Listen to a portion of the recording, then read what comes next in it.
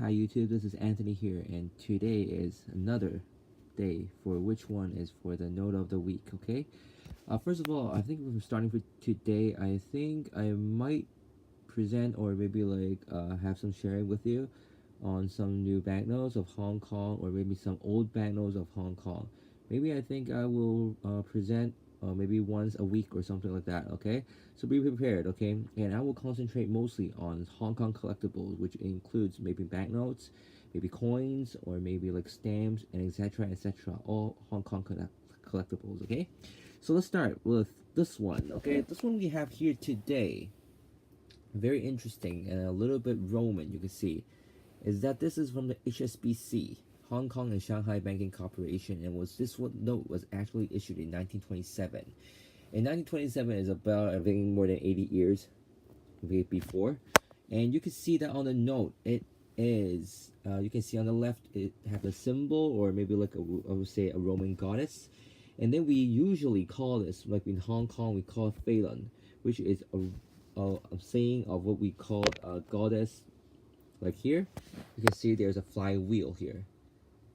Yep, and if we actually translate that, okay, that saying in Chinese, in English, then it will be a flying wheel. And then so this will be the name of the note. We call it in Chinese. You can see a goddess. We have some different information about her. Some say that it is a Britannia, and some say that it actually it has a symbol of harvest. Okay, a god of harvest. So you can see that there's a lot of different fruits on the top and everything like that. Okay, so this is a bit different, but I think the most important thing you have to know is that during that period of time, 1927, most of the notes you could see, you could have some figures of Roman, maybe like gods or goddess, which may serve different purposes. Some will symbolize what we call is like communication, or maybe some will symbolize on other stuff, okay?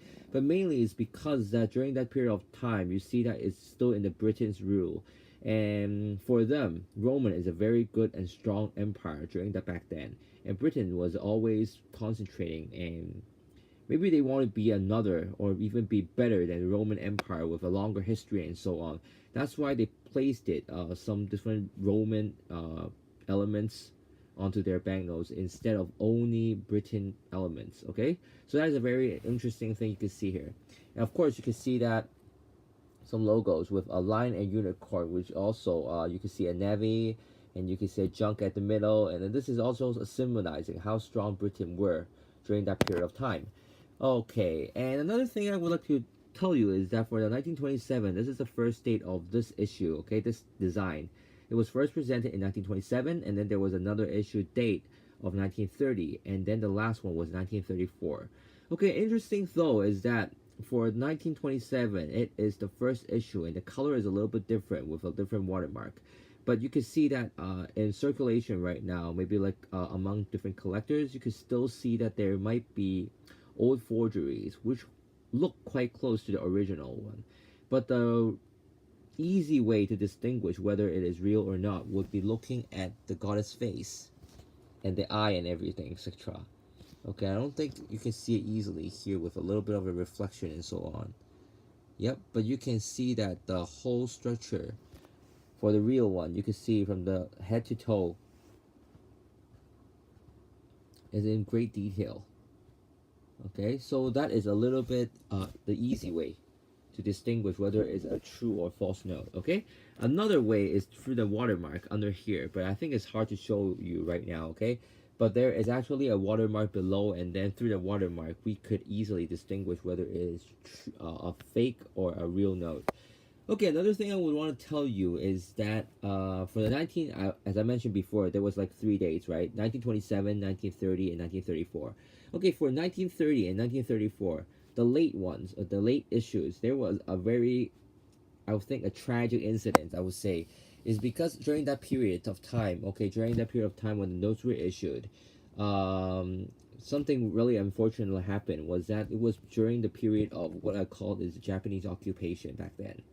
Okay, the bad thing is that during the Japanese occupation, they actually, war thing, and then they went into the bank, and then they actually, I wouldn't say kidnap, but hold maybe like a major staff, the chief accountant and the chief manager, in a cell and then force them to actually sign notes. Why did they do so was that during the period of time when they entered the safe in the safe, okay, of HSBC, they found that there were a number of notes which were not issued, but with a number, but without the signature. So during that period of time, the Japanese soldiers thought of a way to make use of this note to make it under circulation. So the first thing that is that they forced the chief accountant or the chief manager to sign all the notes. Yep, because without the signature, it is not effective. But basically, it was not actually real notes. Why would I say that? It's because that it was not proposed it was not gold based it. During the period of time, if you have to issue notes, you have to go through the government and everything. The process was not gone over yet.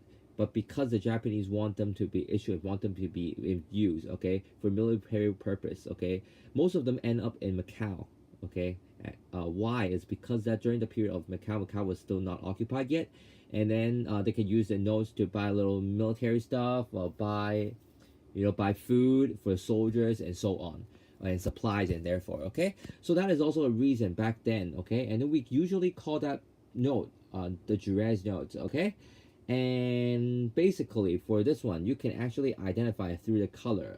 Not through the color, I think it's through the number, okay. The number, it would be from B 350,001 to 550,000, okay. So through the number you can actually know if that notes come from the Japanese occupation during that period of time or not.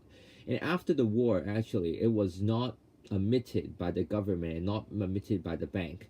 So it was there was a period of time that these kind of number, and then these were notes were not certified and then could not be used, and then was trash, it was waste, it was paper, it was just sold paper.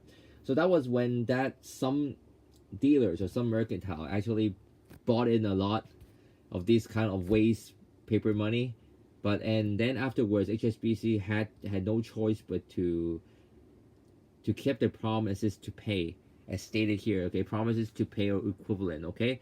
And then that ended up in another story, okay. So that's a little bit background information. If you're actually interested, you can look through you can search actually from HSBC Japanese occupation on YouTube, okay. I think you will find enough information to know the whole story about that.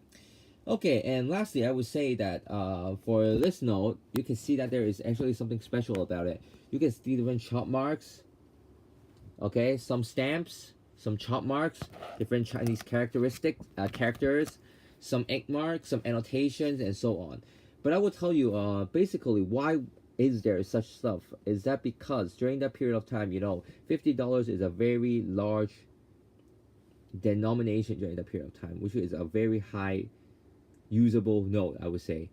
Okay, and $50 you can do a lot. Okay, during the period of time, I think $50 is a lot of month's salary for a normal worker. Okay, so that is also why that during transaction and so on, they have to make sure that the notes is real.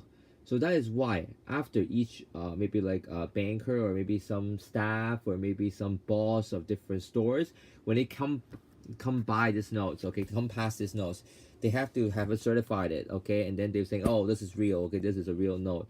So with easiness, okay, making everything easy, you see that they will actually sign their name here, so that when the banknotes come back to their store, they will know that this is already certified and this is real note. So the transaction will be made much more faster. Okay, so that is also a reason why you see stamps and signatures and everything on the note. But sometimes you can see something more interesting, is that you could see some kind of Chinese characters here with a stamp.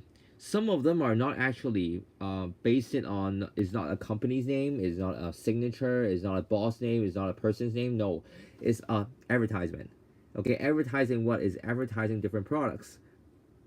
Okay, so that is a very, very interesting. Okay, like for this one is fish liver oil. Okay, that's what they are promoting. Okay, so this is very, I would say, a very entertaining thing to see, that banknotes during that period of time was not only used it for circulation transaction, it was also used it for advertising.